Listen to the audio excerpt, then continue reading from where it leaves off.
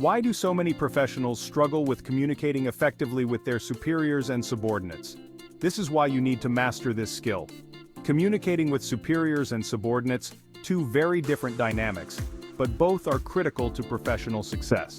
As professionals, we must learn to navigate the balance between providing clear direction to those we lead and delivering strategic insights to those we report to. How we adjust our communication for each audience not only reflects our understanding of the situation, but also our adaptability and leadership potential.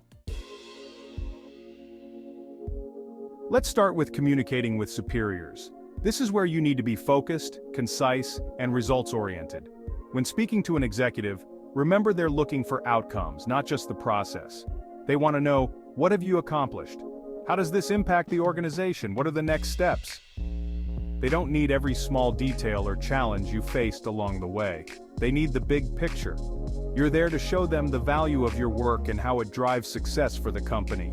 So, instead of diving into the specifics of a project, you might say something like, "We've increased productivity by 20% this quarter due to the new system implementation, and we're on track to meet the end-of-year goals."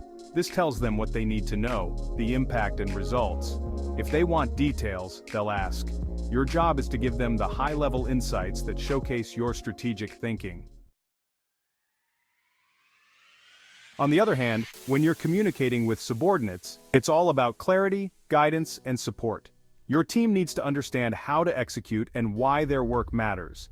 It's not enough to just hand out tasks. You need to provide context, make sure instructions are crystal clear, and, most importantly, create an environment where they feel comfortable giving feedback or asking questions. For example, when assigning a project to your team, don't just say, "Here's what I need done." Instead, explain the why behind it. This project is crucial because it ties directly into our Q4 objectives. By completing this, we can ensure that we're hitting key targets and contributing to the overall growth of the company. This gives your team a sense of purpose and ownership over their work, not just a checklist of tasks. And let's not forget, effective communication with your team isn't just one-directional. It's a dialogue. You need to be open to feedback, and even more importantly, you should seek it out. Ask questions like, what resources do you need to succeed? Do you see any potential roadblocks I can help remove? This type of communication fosters trust and collaboration.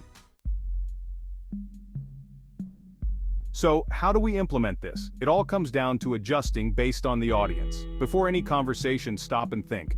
Who am I speaking to? What's their priority? What do they need from me? With your superiors, think big picture. With your team, focus on clarity, support, and guidance. Whether you're communicating up or down the organizational ladder, your ability to adjust your tone, language, and detail level will determine how effectively you're understood. And that, ultimately, is what makes you not just a good communicator, but a great leader.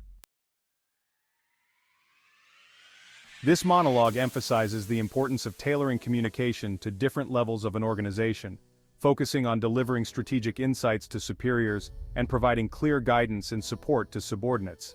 It also highlights the importance of two-way communication and seeking feedback to foster a collaborative and productive environment.